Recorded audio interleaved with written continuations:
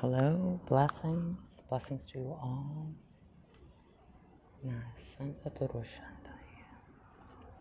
I hope everyone's doing well. So, I'm just coming on to ramble, to muse, to philosophize, to express. And part of my process is learning to just be open with that in whatever shape, form my soul wishes to express and expose itself within that now moment. So this is a learning curve by recording, by sharing, being open, and just allowing others to see my expression. So I had a beautiful, lovely session with my dear friend and sister this morning. And we did an HQQT session. Yes. I smoke. Judge if you want. It is what it is. But anyway, so I had this beautiful session. And she helped me tap into an energy, an aspect of self that I'm actually very intimate with. And it's funny because it's an energy that can't be put into words, can only be felt. You just can't even describe it. It's so fluid. It's so elemental base. It's so ethereal. And it cannot be defined. And the more that we delve into it and try to identify and put a container around it, the angrier it got. And I get that because I struggle with that. And that's what causes me a lot of internal struggle and conflict, is because there's an aspect of myself that is so pure, that is so ethereal, that's so elemental. So it's just light. It's pure energy. And it refuses to be contained. It refuses to be put into a form or labeled. And I get those messages all the time. And I have those particular beliefs. But because it's so expansive and formless, it's very hard to express that energy and its full potential within a world that is of density, of confinement, of restriction, of limitation. And I'm sure many of us can relate or resonate to this concept and idea.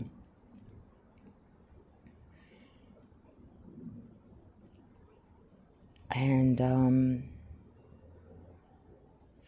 it was very nice to come to terms and radical acceptance that how I do feel in this world of confinement, that I refuse to be confined, and I'm very rebellious about any restrictions, labels, limitations of such. Granted, I'm still human. And I think that's the irony of being a soul in form, of being in a meat suit, of being in a physical vessel. There was a story, and I believe Rumi speaks of this, of how the angels sung the spirit into form, into the human vessel, in order to experience life and experience and have experiences.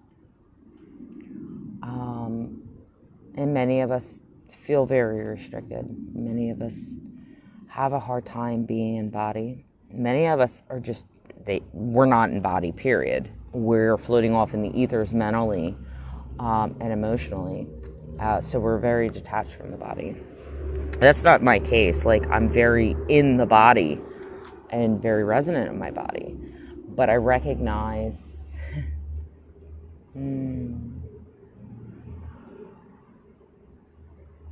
Sorry, my birds are supporting me right now, letting me know it's okay. But I came to the realization that my spirit it recognizes itself, and it knows what it is outside of form, what it is to be light, what it is to be pure love in essence and expansive. It's an energy that is so malleable. And the only way I can describe it is as a wisp. It's very elemental in nature. And it shifts and forms, it fills spaces. And although it can fill a form, it doesn't like being confined. And that's probably hence why I've, through this journey, do not like the label and say I was or I am said deity. I was this particular entity within our history, although I know I have, because I'm limiting myself and my personality and my aspects and expression to a particular form. And my spirit is so much more than that. It doesn't want to be confined. It doesn't want to be contained. And me and my dear friend, we were trying to figure out whether that was the divine feminine energy itself, the wild woman, which very much so, I agree that is.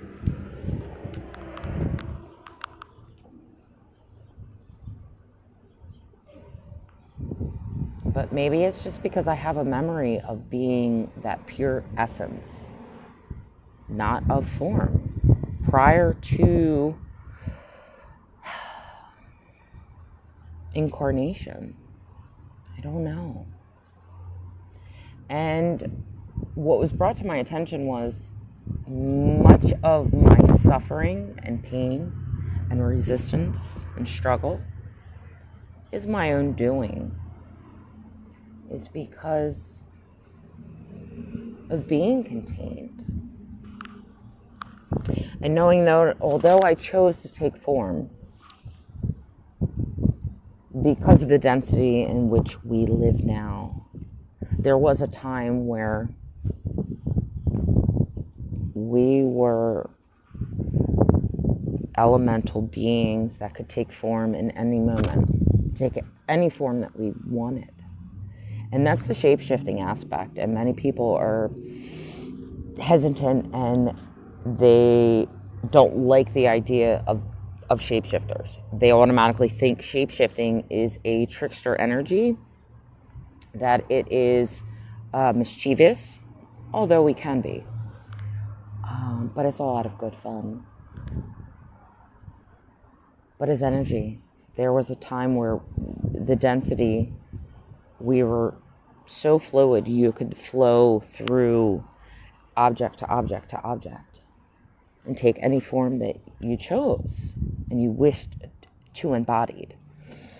And we hear about this on the spiritual journey, is all about embodiment. Embodying these energies. What does that mean to embody something? You take form. But you shouldn't be restricted to said form, vessel, container.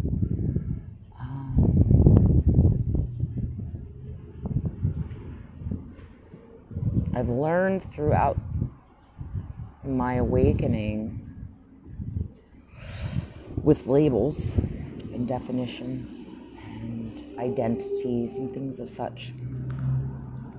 That if I identified myself as said being, I was restricting myself. And that's part of magic. And anyone that does do magic understands that you can draw an essence, a soul, a being, and bind them to an object, to a vessel, through our words.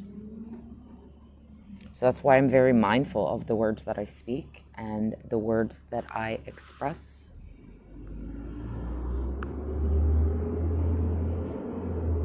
Because I don't want to bind myself, first and foremost, or anyone or anything for that matter. But if you go back to the beliefs of animism, everything has a spirit. Everything. Animate and inanimate objects. A mountain very much has a spirit that resides within that place. There's spirit in everything. It is the life force. It is the breath that is imbued from the divine that gives life to all of us. So we can look at, I'm sitting in a chair and a table, which is considered inanimate. But there's life there. There's spirit. There's a character. Very much so like the tree. The tree that I'm staring at now has 2 eyes. Goofy smile.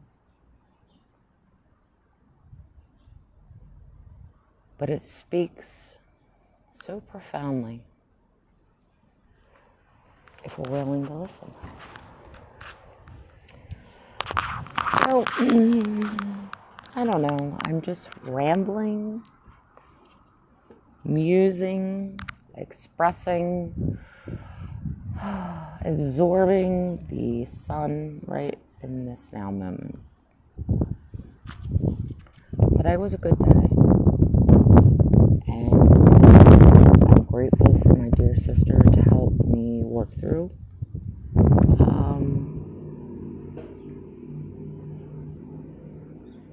Because I've been struggling. I've been struggling a lot with this aspect of self.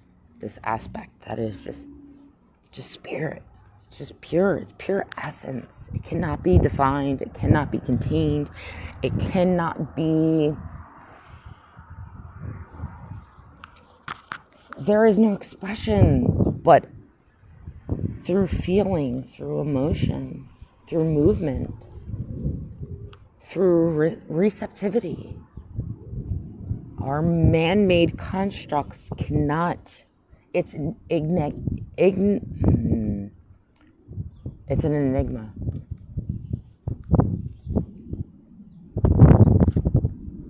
It's elusive. And although I totally and intrinsically understood that, I knew that, but trying to place that into physical form and density, realizing that it really has no place. It makes the human mind really have difficulty grappling with that idea and that concept. So I had been struggling to really release and allow that full expression, and whatever expression that is. And I know that is something that I keep speaking about. And again, because it's something I'm working through. Because I find that sometimes the expression of my spirit is not, it's so fluid. It wisps, it shifts between light and dark.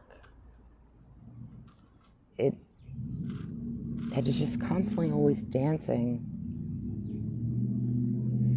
and weaving and meandering in and out, in and out.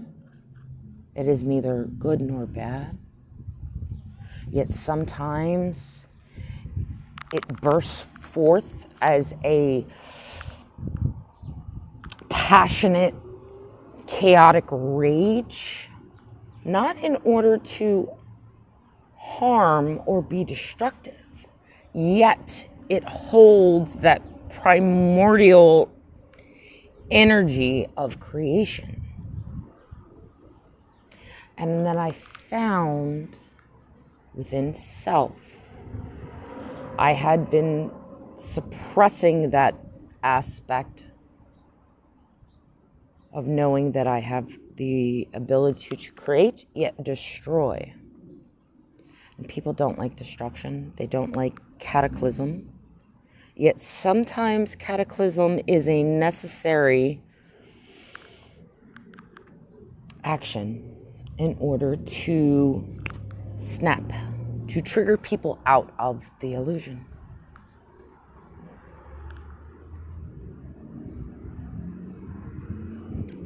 And I can't keep worrying about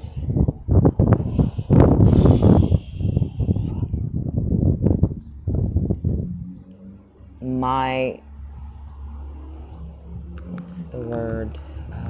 presentation. I can't keep beating around the bush. I can't keep sugarcoating and making other people feel comfortable. Because in reality, that's not my true essence. I'm not being true to self. I'm not saying being manipulative or cruel or malevolent. Yet, there is a side of creation, a side of dark matter that many haven't experienced, and it's a very powerful force.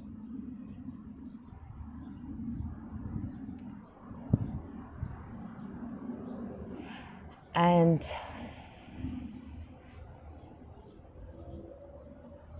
I'm learning to have radical acceptance and surrender to that power and that aspect that has been imbued in my being. And not be afraid to wield it for the benefit and good of others. But we're taught anything that makes us afraid, anything that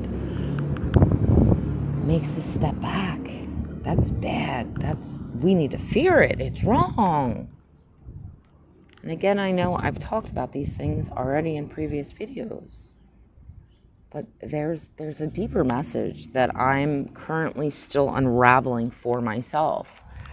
And it's not only for myself, because I know that there are others that they feel this too.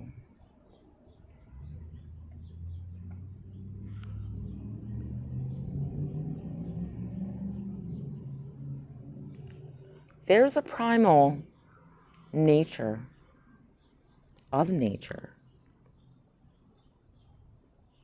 And you can see that as the death aspect of life. When creation happens, when things are born, there's an inevitable death.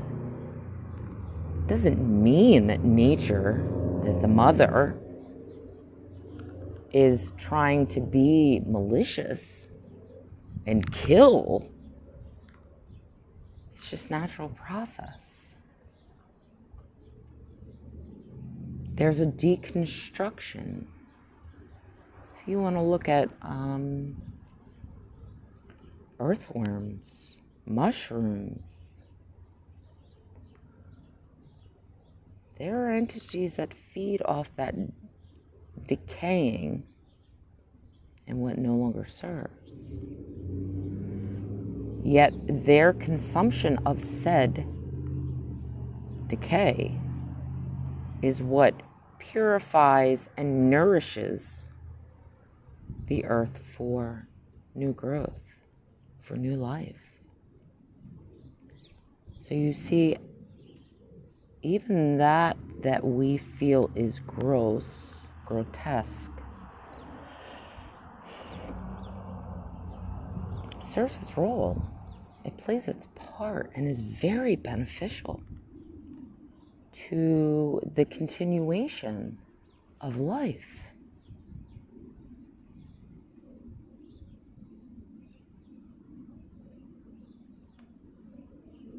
And this journey, I'm learning more that it's okay. I don't need to keep fearing having those abilities and those powers, because it serves a role. It doesn't make me a bad person. It doesn't mean that I am of distorted light. I just embody more dark matter, which is the chaos that all of life is born from. And that's the pure nature of the feminine. And we shouldn't keep fearing it. Can't keep denying it, because she's getting loud. She's getting very loud right now. And she's speaking out. And many times she's coming out and she's being very harsh. She is that strong, loving mother, that tigress that will just tear you to shreds if you try to harm her cubs. And it's out of love. It's not vindictiveness. It's out of love. It's learning to change our perception of what love is and the things that we do for love. Not a man-made love. It's a divine love. You can be all loving and compassionate and protective and honoring and respectful, but it can still come off and will bite you in the ass, and it will humble you out of love, if necessary. And believe me, I've been humbled many, many times. One day I'll share that story. It was pretty profound. She broke me down physically, humbled me. And it's a beautiful experience in the end. So, yeah. I'm just flowing. I'm meandering. I'm musing. I'm learning to walk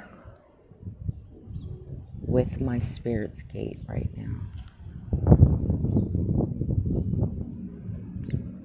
And stop being so regimented. Stop being so disciplined. So stop being so structured about what I'm saying and what I'm expressing to people, and are the words right? All that shit. It's exhausting. It's exhausting. I mean, you don't realize how much energy you put out when you are trying to box and confine yourself to fit a particular structure and mold.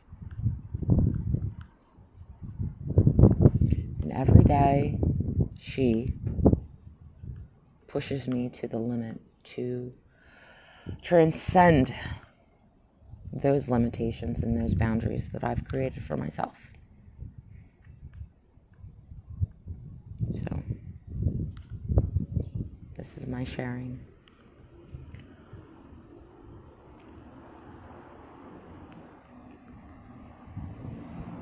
Send much love and many blessings to you all. as you continue to unfold and allow your soul to sing, your spirit to rise, and as you continue to meet yourself and the beauty in which you are.